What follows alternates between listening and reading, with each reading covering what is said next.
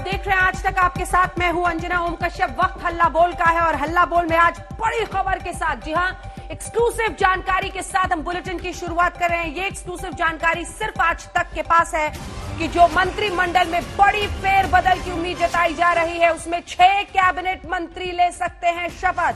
6 नए कैबिनेट मंत्री शपथ ले सकते हैं। आज तक की एक्सक्लूसिव जानकारी है, गुरुवार को हो सकता है शपथ ग्रहण।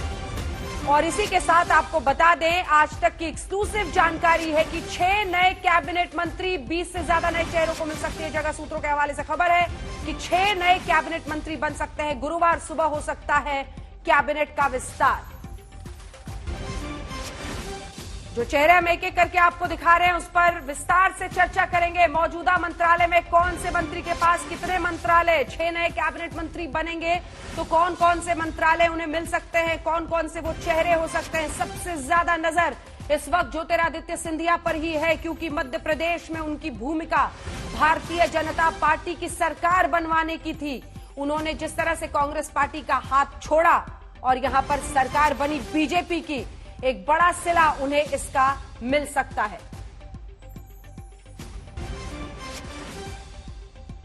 तो गुरुवार सुबह 10:30 बजे हो सकता है विस्तार और 6 कैबिनेट मंत्री। और अब बारी है, हम आपको दिखाएंगे, आइए एक एक करके क्या हो सकता है। लेकिन उससे पहले मौजूदा स्थिति में जरूरत क्यों पड़ी, तो आइए शुरुआत करते हैं। सबसे पहले हम बता रहे हैं आपको कि यह है इस वक्त सिला, मंत्री एक विभाग अनेक।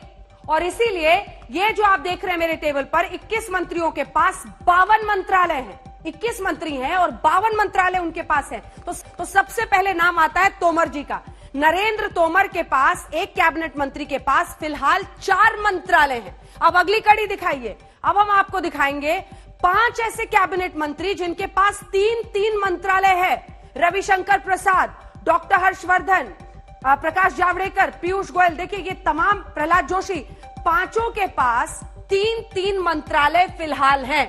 यानी सुपर जंबो आप कहिए इन सभी को, ये वो मिनिस्टर्स है, भारी भरकम मिनिस्टर्स जिसे आप कह सकते हैं। एक राज्य मंत्री के पास 4 मंत्रालय वाले जितेंद्र सिंह भी हैं, क्योंकि ये एमओएसबी में शामिल है, राज्य मंत्री हैं, इसीलिए हम आपको बता रहे हैं एक राज्य मंत्री के पास 4 मंत्रालय। अब अगला दिखाइए, एक राज्य मंत्री संजय धोत्रे जिनके पास 3 मंत्रालय हैं। ये सब इसीलिए हम कह रहे हैं भारी भरकम मिनिस्टर्स हैं, जिनके पास 3 मंत्रालय है, जिनके पास 4 मंत्रालय है, मंत्री एक है। रैशनलाइजेशन, यानी क्या इसका संतुलन बनाने की कोशिश होगी, पहल की जाएगी। तो सबसे पहले रविशंकर प्रसाद कानून मंत्री हैं, संचार मंत्रालय इनके पास है, इलेक्ट्रॉनिक्स और आईटी, 3-3 भारी भरकम मंत्रालय लेकर बिहार वाले रविशंकर प्रसाद फिलहाल हैं। तो नजर है कि क्या यहां पर रैशनलाइजेशन उनके मिनिस्ट्रीज का हो सकता है।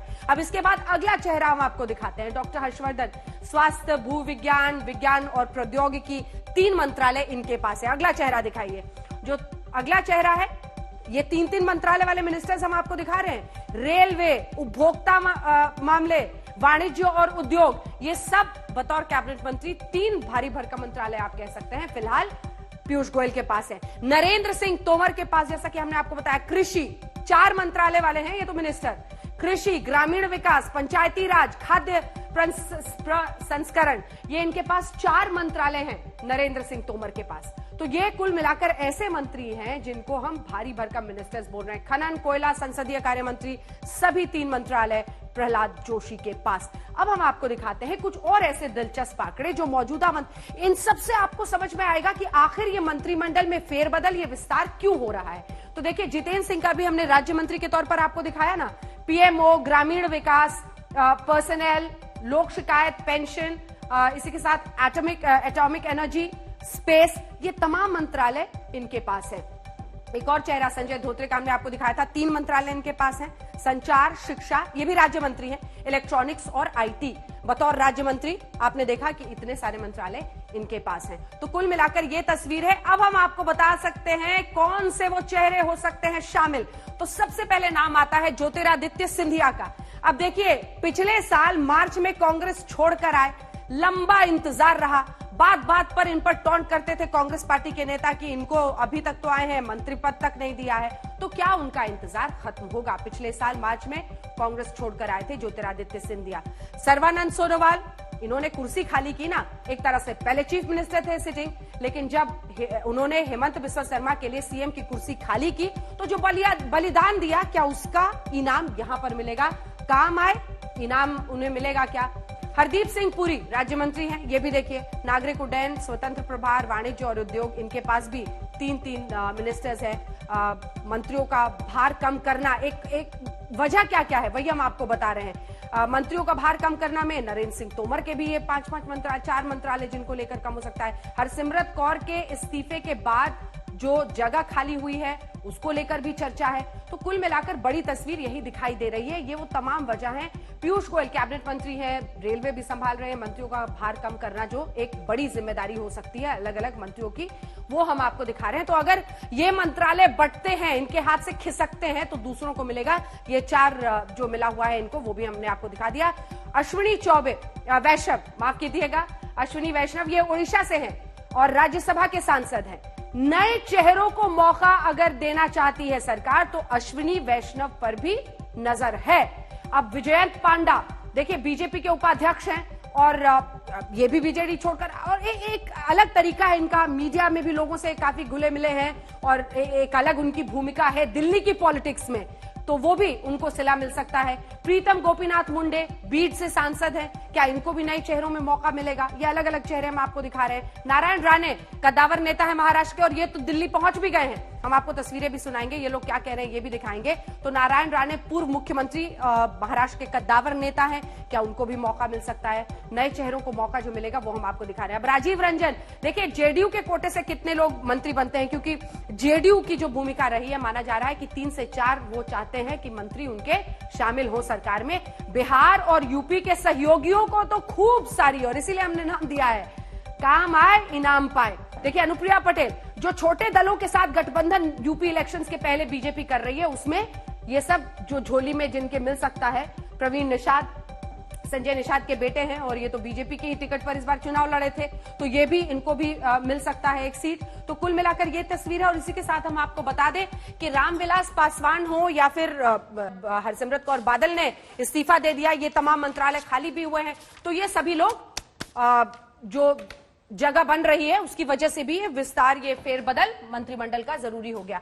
अब आइए हम आपको दिखा देते हैं 3 तस्वीरें और साथ ही सुनाते हैं। ज्योतिरादित्य सिंधिया पूरा पूजा पाठ करके निकले हैं और दिल्ली रवानगी से पहले उन्होंने पूजा की, उसके बाद वो दिल्ली पहुंच भी गए हैं। अब सर्बानंद सोनोवाल, ये भी जैसा कि हमने आपको कहा कि उन्होंने मुख्यमंत्री की कुर्सी खाली की हेमंत बिस्वा शर्मा के लिए, तो माना जा रहा है इनको मिल सकता है, ये भी दिल्ली आ गए हैं, दिल्ली पहुंचे हैं। नारायण राणे भी महाराष्ट्र वाले। अब आइए आपको सुनाते हैं ज्योतिरादित्य सिंधिया, नारायण राणे, सबने मुंह पे चुप्पी फिलहाल लगाई हुई है, कोई कुछ बोल नहीं रहा है, लेकिन जब उनसे पूछा गया ये सवाल तो कैसे वो दाएं बाएं इस मुद्दे पर कर रहे थे, सुन लीजिए। 3 दिवस के दौरे को समाप्त करके मैं अभी दिल्ली पहुंचा। कोई खबर होगी तो मैं आप लोगों को कोई फोन कॉल है? मैं एमपी हूँ तो दिल्ली आना ही पड़ता है। अभी सेशन के पहले हम लोग आ जाते हैं इधर। सर 15 दिन पहले। आज कोई विशेष कारण आने का? आज कोई अरे विशेष देखिए, एक बात देखो, विशेष कुछ होगा तो जरूर बताएंगे, आपको कोई छुपा सकते हैं क्या? तो सुना आपने, दोनों ही अपनी तरफ कोई कुछ बोलने को तैयार नहीं है। इसके पीछे हम आपको आज प्रधानमंत्री की एक पुरानी बात भी जरा सुनाएंगे। प्रधानमंत्री ने दूसरी बार शपथ लेते हुए जब वो तमाम पार्लियामेंटेरियंस को, सांसदों को संबोधित कर रहे थे, तो बड़ी दिलचस्प बात इस बारे में बोली थी। लेकिन उससे पहले आपको सुनाते हैं राजनाथ सिंह, उनसे भी मंत्रालयों के फेरबदल पर आज सवाल पूछा गया, वो भी दाएं बाएं करते रहे। 8-9 सेकंड का ही है, जल्दी से सुन लीजिए। रक्षा मंत्री जी, क्या जल्दी विस्तार हो रहा है, कैबिनेट में विस्तार हो रहा है? अभी संबंध में मैं कुछ नहीं कह सकता। बहुत बहुत धन्यवाद। रक्षा मंत्री जी, क्या जल्दी विस्तार हो रहा है, कैबिनेट में विस्तार हो रहा है? अभी संबंध में मैं कुछ नहीं कह सकता। बहुत बहुत धन्यवाद। आइए चर्चा की शुरुआत करते हैं। सभी खास मेहमान हमारे साथ जुड़ रहे हैं। गौरव भाटिया जी, राष्ट्रीय प्रवक्ता भारतीय जनता पार्टी के, हमारे साथ जुड़ गए हैं। सुप्रिया श्रीनेत हमारे साथ कांग्रेस पार्टी की वरिष्ठ प्रवक्ता जुड़ गई हैं। वरिष्ठ पत्रकार शशि शेखर जी हमारे साथ जुड़ गए हैं। Prabhu Chawla ji, consulting editor India Today group के, कुछ ही देर में हमारे साथ जुड़ेंगे। लेकिन शशि शेखर जी, एक बहुत दिलचस्प जो हिस्सा है प्रधानमंत्री के बयान का, वो मैंने निकाला है। जब दूसरी बार वो शपथ लेकर उसके बाद से तमाम सांसदों को संबोधित कर रहे थे, गौरव जी को भी अच्छा लगेगा सुनने में और सुप्रिया जी को तो अच्छा लगेगा ही। वो कहा था कि छपास और लिखास की जो बीमारी है दिखास की, इससे बचिएगा। और कोई पत्रकार फोन करके कहेगा कि आपको ये मंत्रालय मिलने वाला है, तो बड़ा दिलचस्प हिस्सा है। पहले सुना देते हैं अपने दर्शकों को, फिर चर्चा की शुरुआत करेंगे। सुनिए प्रधानमंत्री ने इस बारे में क्या कहा था। वाणी जी जब पार्टी के नेतृत्व करते, दो चीजों से बचने के लिए कहते थे। वो कहते थे दो चीजों से बचना चाहिए, एक छपास और दूसरी दिखास। छपने का जो मोह होता है वो, और टीवी पे दिखने का जो मोह होता है, इससे अगर बच के चलते हैं तो हम बहुत कुछ बचा सकते हैं। खुद को तो बचा सकते हैं, औरों को बचा सकते हैं। कोई अगर आपको सुना दे तेरा तो तय है और वो तुझे करवा देगा, वो मिला, कुछ होना नहीं है जी। जो कुछ भी होगा, जो नॉर्म्स तय होते हैं, नॉर्म्स के आधार पर होता है। न कोई अपना है न कोई पराया है। जो जीत कर गए सारे मेरे हैं, मेरे लिए कोई फर्क नहीं पड़ता है। दायित्व बहुत कम लोगों को दे सकते हैं। शपथ समारोह तक मेहरबानी करके इन चीजों में कोई भरोसा मत करना। और आपको फोन आ भी जाए, ऑफिशियल जब आए तब भी वेरीफाई कीजिए। तो आपको अगर फोन आ भी जाए तो भरोसा मत कीजिएगा। ये बड़ा ही दिलचस्प हिस्सा था जो प्रधानमंत्री के उस भाषण का था। उन्होंने कहा था कि अलग अलग तरह की दिखास और छपास की बीमारी रहती है, उन सबसे दूर रहिए, काम पर ध्यान दीजिए, मेरे लिए सब बराबर हैं। दिलचस्प था, वहां पर आपको कई सारे सांसद दिख रहे थे जो पार्टी से अलग भी, इस गठबंधन से अलग भी हो गए हैं। कई लोग हैं, तमाम लोग। गौरव जी, आपसे कुछ पूछा जाएगा तो कुछ प्रकाश डालेंगे। ये जो आपने भारी भरकम मतलब 3-3, 4-4 मंत्रालय एक एक मंत्रियों को दिया हुआ है, कुछ रैशनलाइजेशन इसका होगा या फिर काम आए, इनाम पाए? जिसे कांग्रेस कहती है आपने तोड़ दिया उनको, अपनी सरकार बनवा ली, तो ज्योतिरादित्य जी को इनाम देना ही है। वहां सर्बानंद सोनोवाल को आपने मुख्यमंत्री पद नहीं दिया इस बार, तो उनको मतलब इनाम वाला मामला है क्या इस बार? अंजना जी, सबसे पहले तो जहां देश के यशस्वी प्रधानमंत्री श्री नरेंद्र मोदी जी नेतृत्व कर रहे हैं, सूर्य की तरह चमक रहे हैं, वहां तो प्रकाश ही प्रकाश है। और उनके प्रकाश के सामने एक प्रवक्ता आके अगर अपने दिए जैसे प्रकाश की कोशिश करेगा तो वो ठीक नहीं रहेगा। लेकिन अंजना जी, आपने जो एक बात कही, मैं आपको बता दूं, श्री नरेंद्र मोदी जी का एक ही मूल मंत्र है, सबका साथ, सबका विकास, सबका विश्वास, और जनता का हित सर्वोपरि है। और आप भी ये देखेंगी कि संविधान में जो अनुच्छेद 74 है, वो प्रधानमंत्री को, प्रधान सेवक को कैप्टन की भूमिका देता है। कैप्टन को अच्छा खेलना होता है और जनता को हम कैसे सशक्तिकरण करें, महिला सशक्तिकरण करें, युवाओं की बात, अनुसूचित जाति और जनजाति के जो लोग हैं उनकी बात, उनको मुख्य धारा से कैसे जोड़े, ये सरकार का मकसद रहता है। और जो कैप्टन है वो अपनी टीम चुनता है।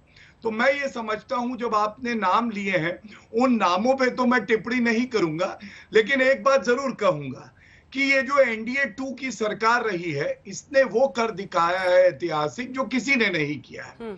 जैसे अनुच्छेद 370 का संशोधन, राम मंदिर का बनना, सीएए, ट्रिपल तलाक को एक अपराध बनाना, आगे भी गति भी सही रहे और दिशा भी सही रहे, ये सुनिश्चित करने के लिए श्री नरेंद्र मोदी जी, जो सबसे ज्यादा योग्यता वाले, ईमानदार, कर्तव्यपरायण लोग होंगे, उनका चुनाव करेंगे। और हमारी पार्टी में और भारत के जो देशवासी हैं, उनकी आस्था श्री नरेंद्र मोदी जी में अडिग है।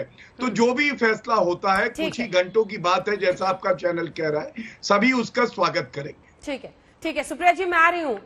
मुझे पता है आपके पास पूरी तैयारी है, पेन वेन लेकर आप बैठी हैं, अभी एक एक चीज का हिसाब लेंगी, लेकिन अभी सब हवाई बात ही हो पाएगी शशि शेखर जी। हाँ, हम लोग ये आकलन कर सकते हैं कि क्या इनाम मिल पा रहा है, क्योंकि इस सरकार में तो एक ही दो लोग हैं जो पूरी बात जानते हैं और किसे क्या मिलेगा, लेकिन संकेत जरूर मिल रहे हैं। राहुल कंवल हमारे साथ, हमारे सहयोगी इस वक्त न्यूज रूम से जुड़ रहे हैं। राहुल, क्या संकेत मिल रहे हैं आपको इस वक्त? अब से कुछ ही देर पहले एक उच्च स्तरीय ब्रीफिंग हुई, ऑफ रिकॉर्ड, ऑफ कैमरा, जिसमें जानकारी दी गई कि इस कैबिनेट रिशफल से क्या उम्मीद करनी चाहिए, क्या दिशा है, क्या दशा है और मोदी सरकार क्या मैसेज भेज रही है।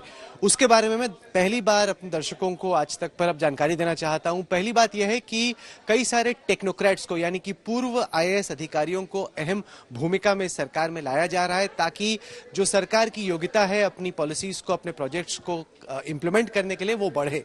साथ ही साथ सरकार की कोशिश है कि ये मैसेज जाए कि ये दलितों की, आदिवासियों की और ओबीसीज की सरकार है। इस कैबिनेट एक्सपेंशन के बाद कुल मिला के 25 ओबीसीज, ये एकदम ठोस जानकारी सरकार के भीतर से ही हमें मिली है, जिसमें कहा जा रहा है कि कुल मिला के 25 ओबीसीज इस सरकार के इस नए कैबिनेट में हो जाएंगे। साथ ही उत्तर प्रदेश में चूंकि चुनाव बेहद नजदीक है, तो ये कोशिश हो रही है कि उत्तर प्रदेश की हर जो इंपॉर्टेंट कम्युनिटी है और हर जो इंपॉर्टेंट क्षेत्र है, वहां के चेहरों को इस कैबिनेट में जगह दी जाए। साथ ही कुछ मुख्यमंत्री जो हैं, जो पूर्व में मुख्यमंत्री रह चुके हैं, जैसे सर्बानंद सोनोवाल हैं, उन्हें लाया जा रहा है, और कुछ जो लंबे वक्त तक राज्य सरकारों में अहम मंत्री रह चुके हैं, उन्हें लाया जा रहा है, जिनके जरिए सरकार ये मैसेज भेज रही है कि हम लोग जो स्टेट गवर्नमेंट्स में एक्सपीरियंस रखने वाले लोग हैं, ऐसे लोगों को चाहते हैं। साथ ही साथ कुल मिला के कुछ नए चेहरे आएंगे, जिससे जो एवरेज एज है सरकार की, वो फिलहाल की तुलना में कम हो जाएगी।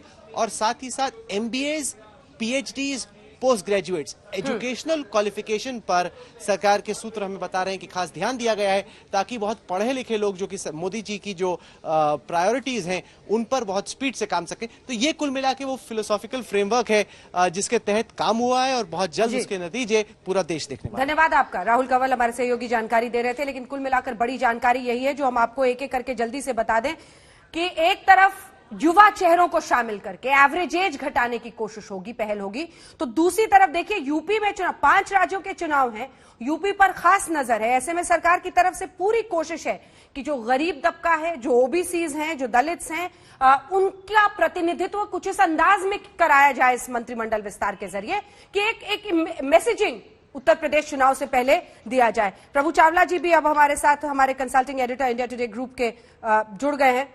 जल्दी से जरा रुक कर लेते हैं एक बार सुप्रिया श्रीनेत जी का, उसके बाद से आगे बढ़ेंगे। सुप्रिया श्रीनेत जी, एक कोशिश है, एक पहल है सरकार की तरफ से, किस तरह से आप देख रहे हैं? और देखिए, ज्योतिरादित्य सिंधिया या किसी और को भी, अभी किसी के नाम पे भी कंफर्मेशन तो है नहीं, हवाई बातें, लेकिन ये सब लोग दिल्ली का रुख कर रहे हैं, इसलिए हम लोग चर्चा कर रहे हैं, और जानकारी है कि अध्यक्ष जी से भी मिल सकते हैं ये लोग। कुल मिलाकर तस्वीर यही है कि सरकार चलाना है और अपने अपने तरीके से वो उसका फायदा उठा रहे हैं, जो काम आए वो इनाम पाए। मुझे इसमें कोई आपत्ति भी नहीं है। ये प्रोरोगेटिव प्रधानमंत्री जी का, ये प्रोरोगेटिव सरकार का है कि वो कितने लोगों को अपनी कैबिनेट में रखना चाहे, कितने ना रखना चाहे। मैं तो सिर्फ ये बोलूंगी कि जब वो सरकार बना रहे थे तो मिनिमम गवर्नमेंट और मैक्सिमम गवर्नेंस की बात करते थे। आज जमीनी हकीकत यह है कि कितनी भी मैक्सिमम गवर्नमेंट आप कर डालिए, गवर्नेंस जीरो हो चुकी है। मैं तो सिर्फ 2-4 सवाल पूछना चाहती हूँ, और ये देश हित में पूछना चाहती हूँ। इससे कांग्रेस का क्या लेना देना, इनकी सरकार ये जिसको मंत्री बनाए। मेरा सवाल यह है कि ये जो म्यूजिकल चेयर जैसी फेरबदल किया जा रहा है, इसका परिणाम क्या होगा, देश को इससे क्या मिलेगा? क्या जो फेल्ड मंत्री हैं, और उसमें थोड़ा सा तो ये दांत तले उंगली दबानी पड़ेगी कि एक लंबी लिस्ट है फेल्ड मंत्री की, चाहे वो इकोनॉमी फेल हो गई हो, चाहे वो रोजगार के कगार पर सरकार फेल हो, चाहे वो हेल्थ मैनेजमेंट में कोविड के दौरान फेल हो, चाहे इंडस्ट्री इन्वेस्टमेंट में फेल हो, चाहे महिला सुरक्षा में फेल हो, चाहे टेलीकॉम आईटी में फेल हो गई हो कंट्री, चाहे किसानों की समस्या हो। ये सारे जो फेल्ड मंत्री हैं, इन लोगों के साथ क्या होगा? इनको पुरस्कृत किया जाएगा, इनको हटाकर दूसरों को लाया जाएगा, छाटका कटी होगी? ये भी मैं जानना चाहती हूँ। और अंजना जी देखिए, मूल मुद्दा एक ही है, ये सरकार 1.5 लोग चलाते हैं, एक मोदी जी और आधे अमित शाह जी।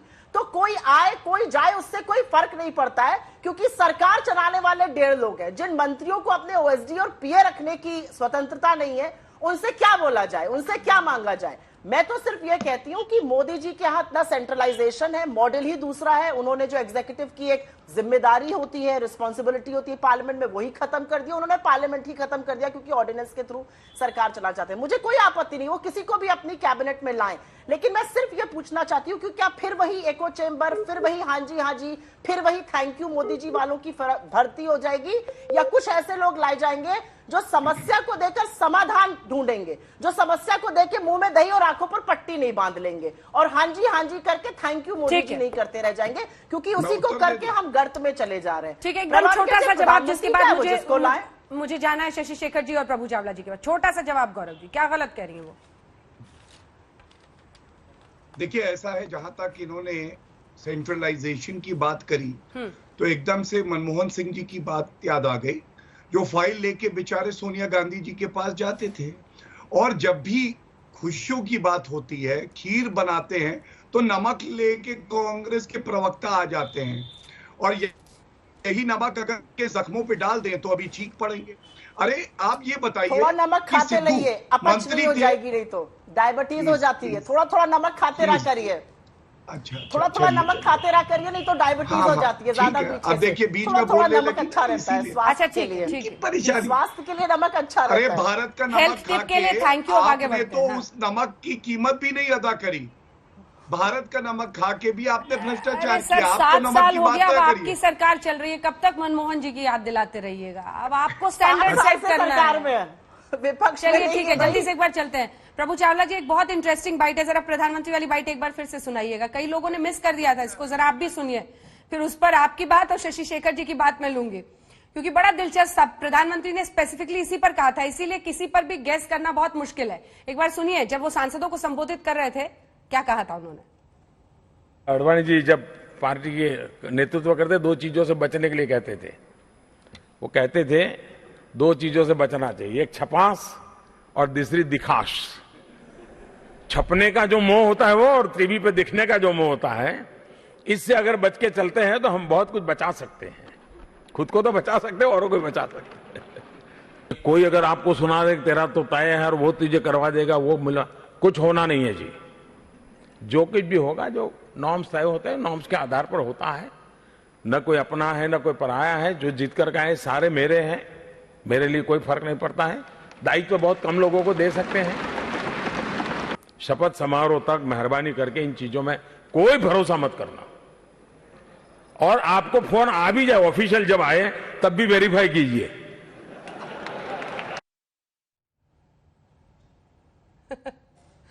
तो प्रधानमंत्री ने शशि शेखर जी कहा था कि ऑफिशियल फोन आ भी जाए तब भी वेरीफाई कीजिए। आज यही हालत है। और देखिए इतने सारे लोग शामिल हो सकते हैं सर, कितनों को फोन आ रहा होगा, कितने लोग दिल्ली पहुंच रहे हैं।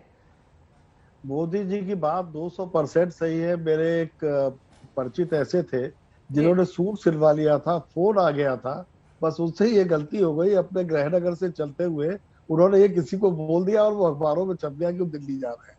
तो वहां उनकी गड़बड़ हो गई और अचानक उनका नाम कट गया था। वो आज तक मंत्रिमंडल में नहीं आ पाए। लेकिन आपकी बात को मैं पूरा कर रहा हूं। आपने कहा कि काम आए इनाम पाए। यहाँ 2 तरह का मंत्रिमंडल होगा, एक काम आए इनाम पाए, आपने नाम लिया। कुछ ऐसे हैं जो इनाम पाएंगे अभी और काम आएंगे बाद में। उत्तर प्रदेश का चुनाव है, मोदी जी की नजर अभी 7 राज्यों में चुनाव हो रहा है, उत्तर प्रदेश सहित, उस पर नजर है। और उनका एक बड़ा चैलेंज अगले साल ये है कि 7 में से 6 राज्यों में मोदी जी को बीजेपी की सरकार की पुनर्प्रतिष्ठापना करनी है। वहां पे बीजेपी की सरकारें हैं। और जो अभी पिछले चुनावों में थोड़ा ऐसा लगा कि प्रादेशिक स्तर पर क्षेत्रीय छत्रपों की चलती है, तो उनको ये भी अभी तय करना होगा कि बंगाल, गुजरात सहित जो अन्य राज्य हैं वहां पर करिश्मा कायम है। और इसलिए जिनको भी इसमें लिया जाएगा, मैं इस बात से सहमत नहीं हूं कि टेक्नोक्रेट वगैरह वगैरह, वो हो सकता है उनमें से कुछ लोग ऐसे हों, लेकिन मुझे ऐसा लगता है जो वोट जुटाऊ हों, अनुप्रिया पटेल, निषाद, इस तरीके के कुछ लोग ऐसे हो सकते हैं जो उसमें आए। कुछ कांटे ढूंढनी है उनको, जैसे राजभर की एक काट ढूंढनी है, तो राजभर जी दिल्ली पहुंच रहे, सकलदीप राजभर आपकी स्क्रीन पे चल रहा है। तो ऐसे उनको भी अति पिछड़े, उसके अलावा कहीं न कहीं उनको अपर कास्ट के भी आंसू पोंछने पड़ेंगे, क्योंकि अपर कास्ट उनका वोटर रहा है। और खासकर उत्तर प्रदेश में और गुजरात में अपर कास्ट मैटर करता है जी। तो वो एक सामाजिक समीकरण का ध्यान रखेंगे और अगले 7 राज्यों पर नजर रखेंगे। ये आपको लिस्ट आते ही पता चल जाए। प्रभु चावला जी मैं सुन रहा था, काफी बातें कि टेक्नोक्रेट आएंगे, आईएएस ऑफिसर्स आएंगे। जो आपने कहा छपास और सकार जो दिखाया था, वो पिछले 7 साल में दिखाई दे रही है कि जिनका नाम छपता है, जो मंत्रियों ने अपनी फोटो छापना बंद कर दी। जितने भी विज्ञापन आते हैं, किसी मंत्री का उसके अंदर फोटो नहीं होता। वो एक स्टाइल है उनका करने का। पर मेरा मानना ये, जितना मैं मोदी जी को जानता हूँ, कि उनको आपको सोचना चाहिए कि आप परफॉर्मेंस बेस्ड लोगों को रखेंगे या पर्सनैलिटी बेस्ड कैबिनेट रिशफल होगा। कि हम दोनों चीजें डिस्कस कर रहे हैं कि जिन्होंने काम किया उनको इनाम दिया जाएगा, और शशि शेखर जी कह रहे हैं कि इनाम अब दिया जाएगा फिर काम देखा जाएगा। मेरे को लगता है परफॉर्मेंस बेस्ड और पर्सनैलिटी बेस्ड दोनों का कॉम्बिनेशन होगा। और दूसरी सबसे बड़ी बात मोदी जी के बारे में जो मैंने देखा पिछले 7 साल के अंदर, कि मोदी की सोच और मंत्रिमंडल की सोच में कहीं ना कहीं समन्वय होना चाहिए। अगर मोदी की सोच के साथ मंत्री की सोच बैठती नहीं है, उस मंत्री की स्थान मंत्रिमंडल में नहीं है। जो मोदी सोचते हैं, क्योंकि उनके नाम से चुनाव जीता है, उनके नाम से 306 सीटें मिली हैं, उनकी सोच से जहां कॉन्ट्रडिक्शन हुई, जहां कंपैटिबिलिटी नहीं है, उस मंत्री की स्थान इस मंत्रिमंडल में ना आगे रहेगा ना अब है। इसलिए जो नहीं उनके साथ बैठते थे, उन्होंने भी अपने आप को उस रूप में ढाल लिया है कि हम वही करेंगे जो मोदी जी की फिलॉसफी है, जो मोदी जी की थिंकिंग है, कि वो सुबह 4 बजे से उठ करके रात के 1 बजे तक काम करते हैं। उनकी स्पीड सोचने की बहुत ज्यादा है, काम करने की स्पीड भी बहुत ज्यादा है। कांग्रेस के लिए परेशानी सबसे ज्यादा यही होती है, हालांकि कई फॉल्ट निकाल लेते हैं उनकी परफॉर्मेंस। जब आप 100 परफॉर्मेंस करेंगे, 80 काम ठीक करेंगे, 20 में फेल भी होंगे। पर प्रॉब्लम ये है कि जितना वो आगे सोचते हैं कांग्रेस, वो पीछे रह जाती है। तो अभी जो मंत्रिमंडल होने वाला है, उसके जितने मर्जी कयास कर लीजिए, होगा वही जो मोदी जी चाहेंगे। दूसरे की मैं बात ही नहीं करता। और आपको सरप्राइज है, क्योंकि मोदी जी की अभी तक एम्फेसिस ये है कि 50 से नीचे के लोगों को एम्फेसिस देना है। जितने मुख्यमंत्री उनके बनाए गए हैं वो 50 से नीचे के हैं। मंत्रिमंडल में नए लोग आएंगे जो वही होंगे जो उनकी तरह सोचते हैं और उनसे जाके इंस्ट्रक्शन लेके काम करेंगे। सुप्रिया जी, जल्दी से आप अपना 2 लाइन में बोलिएगा, ब्रेक का टाइम हो गया है, क्योंकि गौरव जी उतावले हैं, वो मुझे बताने वाले हैं कौन कौन बन रहा है मंत्री। कम से कम ज्योतिरादित्य सिंधिया वाला बताएंगे, बड़े उतावले दिख रहे हैं। हाँ सुप्रिया जी, मैं भी सुनना चाहूंगी। हाँ। मैं 10 सेकंड में एक बात कह देती हूं। अगर प्रधानमंत्री जी, क्योंकि आज तक तो जरूर देखते हैं, मेरा उनसे हाथ जोड़ के आग्रह है कि एक ट्रोल मंत्रालय आधिकारिक तौर से बना ही दीजिए। जिसके सर पे तलवार लटक रही है वो छटपटाहट में ट्रोल बन गया आपकी कैबिनेट में। एक ट्रोल मंत्रालय आधिकारिक रूप से बनाइए और जितने आपके एनपीए हैं कैबिनेट में, नॉन परफॉर्मिंग एसेट्स, उनको उस ट्रोल मंत्रालय में शिफ्ट कर दीजिए। वो भी काम धाम में लगे रहेंगे। ठीक है, ट्रोल मंत्रालय पर जवाब लूंगी गौरव भाटिया से। गौरव भाटिया जी, आप उतावले हो रहे थे, ज्योतिरादित्य सिंधिया को मिल रहा है मंत्री पद। देखिए अंजना जी, मैं फिर से कहूंगा, कांग्रेस में ज्योतिरादित्य जी थे तो उनको अपनी प्रतिभा दिखाने की भी अनुमति नहीं थी। वो कहते थे 2 चीजों से बचना चाहिए, एक छपास और दूसरी दिखाश। छपने का जो मोह होता है वो, और टीवी पे दिखने का जो मोह होता है, इससे अगर बच के चलते हैं तो हम बहुत कुछ बचा सकते हैं। खुद को तो बचा सकते हैं, औरों को बचा सकते हैं। कोई अगर आपको सुना दे तेरा तो तय है और वो तुझे करवा देगा, वो मिला, कुछ होना नहीं है जी। जो कुछ भी होगा, जो नॉर्म्स तय होते हैं, नॉर्म्स के आधार पर होता है। न कोई अपना है न कोई पराया है। जो जीत कर आए सारे मेरे हैं, मेरे लिए कोई फर्क नहीं पड़ता है। दायित्व तो बहुत कम लोगों को दे सकते हैं।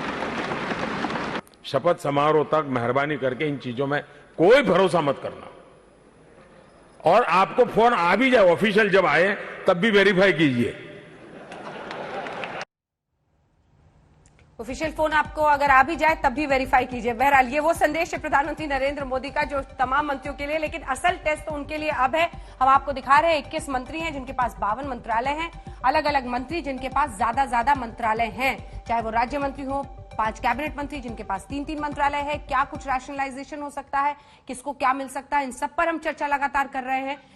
जानकारी आ रही है कि 6 कैबिनेट मंत्री हो सकते हैं और इसी के साथ थर्सडे यानी परसों सुबह 10:30 बजे के आसपास। लेकिन गौरव जी, वो ट्रोल मंत्री कह रही थी कि एक ट्रोल मंत्रालय भी बना लीजिए।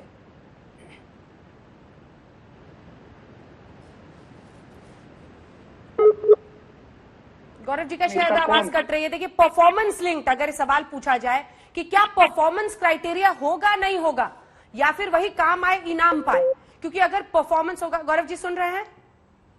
हाँ, मैं सुन रहा हूं बिल्कुल। अगर मेरी आवाज आ रही है तो आ रही है, जवाब दीजिए।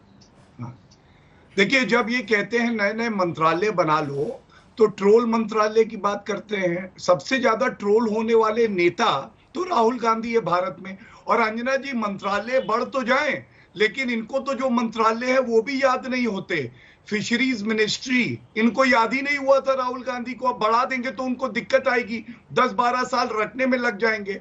लेकिन एक बात कहूंगा, देखिए, नरेंद्र मोदी जी अपने मंत्रालय जब मंत्री शपथ लेंगे और बांटेंगे तो मीडिया जो है, आपको याद है जब यूपीए 2 की सरकार आनी थी तो कुछ तथाकथित पत्रकार बता रहे थे कि किसको कौन सा मंत्रालय मिलेगा, और यहाँ पे तो योग्यता के आधार पे मिलता है। वहां पे गांधी परिवार की परिक्रमा कौन ज्यादा कर सकता है, चरण वंदना कौन ज्यादा कर सकता है, इसके आधार पे मिलता है। और जो मंत्रालय होते थे, मुझे याद है टेलीकॉम का मंत्रालय जो टेलीकॉम की कंपनीज थी वही तय कर रहे थे कि कौन बनेगा। तो मतलब भ्रष्टाचारी कांग्रेस को आज डर तो हो गई, क्योंकि उनकी वसूली बंद हो गई, भ्रष्टाचार बंद हो गया। और एक बात जरूर कहूंगा कि युवाओं को पूरी तरह से सम्मिलित किया जाए, महिलाओं को, अनुसूचित जनजाति और जाति के जो लोग हैं उनको ये, और साथ में एक बात और है अंजन, यूपी पर नजर है। हमारी तो पूरी भारत पे नजर है, तभी तो कांग्रेस का ये हाल कर दिया है। केवल ईमानदारी आगे आएगी, केवल जो काम कर सकता है, मेहनत कर सकता है, वही आगे आएगा। वो नहीं आगे आएंगे कि उपनाम लगाया और एक परिवार से है और हमारा जन्मसिद्ध अधिकार हो गया। ओहो, अरे बिल्कुल आइए, क्या हुआ? नमक लेके आइए ना, डायबिटीज कराने तो वाली। आप सिंधिया जी को अपना रहे हैं, फिर ये उपनाम और ये टाइटल पे कहाँ फंसे हैं? ऐसा मत बोलिए, फंस जाइएगा। नहीं फंसेंगे जी, मेरे को समय देगी, मैं उत्तर दूंगा। आप तो बाहें खोले हुए हैं सबके लिए कांग्रेस पार्टी से। सचिन पायलट जी आज आ जाएं, आप खुले बाहों से उनका स्वागत कर दीजिएगा, फिर एक विस्तार होगा। जल्दी से सुप्रिया जी, फिर दोनों इस पे मुस्कुरा रहे हैं, मैं आऊंगी फौरन प्रभु जी और शशि जी। अंजना जी देखिए, इधर उधर की बात न कर एक मुद्दे की बात करनी जरूरी है। जितना टैलेंट डेफिसिट इस मोदी सरकार में, इससे पहले शायद किसी सरकार में नहीं रहा होगा। और उसके थोड़े से उदाहरण दे देती हूं आपको। हमारे कॉमर्स मिनिस्टर है पीयूष गोयल जी, जब इंपोर्ट डेफिसिट हो गया, जो एक डेवलपिंग इकोनॉमी के लिए बड़ी खराब चीज होती है, दिखाता आपके यहाँ प्रोडक्शन नहीं हो रहा, उन्होंने कहा 18 साल में पहली बार इंपोर्ट डेफिसिट हो गया और उस पर ताबड़तोड़ ट्वीट करने लगे। नहीं समझे कि ये गलत चीज है। निर्मला जी से पूछिए, भैया प्याज के दाम बढ़ गए, वो कहते मैं लहसुन प्याज नहीं खाती हूँ, या आपका सर दर्द है। आप हर्षवर्धन जी से पूछिए, भाई कोरोना काल की क्या तैयारियां हैं, वो कहते हैं कुछ हुआ ही नहीं है, and it like become, bend it like become की बात करते हैं, डार्क चॉकलेट की बात कर लेते हैं। कृषि मंत्री कहते हैं किसान आ जाए हमसे, कानून को छोड़कर हम सारी बात करेंगे। भगवान जाने उसका क्या मतलब होता है। मुझे ऐसा लगता है जो एलिजिबिलिटी क्राइटेरिया है वो बड़ा ही संक्षिप्त में मैं बता देती हूँ। प्रभु जी ने बात कही थी कि समन्वय नहीं है, वो कहना नहीं चाह रहे, वो है जी हजूरी, वो है जी साहब जो कहेगा कि रात है दिन में, वही मोदी कैबिनेट का हिस्सा बनेगा। ये एलिजिबिलिटी क्राइटेरिया। और एक बात में छोटी सी अंजना जी, मैं एक जरूर कहना चाहती हूँ, मैं ये कहना चाहती हूँ कि टेक्नोक्रेट से मोदी जी को परहेज है, चाहे वो उर्जित पटेल हो, अरविंद पानागरिया हो, अरविंद सुब्रमण्यन हो, रघुराम राजन हो, ये सारे टेक्नोक्रेट ये सरकार छोड़ के गए। रतन रॉय हो, ये सब छोड़ के गए हैं। क्यों गए हैं? क्योंकि टेक्नोक्रेट से प्रॉब्लम है। मैं फिर से कहूंगी, ट्रोल मंत्रालय जिसके सर पर तलवार लटकी हुई है, वो ट्रोल बना हुआ है, एक ट्रोल मंत्रालय बना दीजिए। मैं सिर्फ ये पूछना चाहती हूँ, इस पूरे प्रोसेस से अगर अभी मैं आपसे 2 मंत्रालयों के नाम पूछूंगी, बता नहीं पाएंगे, बगले झांकने लगेंगे। मेरे कोलीग आपके साथ एक बार पहले ये कर चुके हैं। मैं फिर पूछती हूँ आपसे, ये करने से होगा क्या? अगर ये करने से रोजगार बनेगा, अच्छी बात है। मैं आपके बीच में नहीं बोली थी ना, तो आप शांत रहिए, आप शांत रहिए, बीच में मत बोलिए, बौखला रहे हैं। जब आप इसको करने से क्या रोजगार बनेगा? इसको करने से क्या इकोनॉमी बनेगी?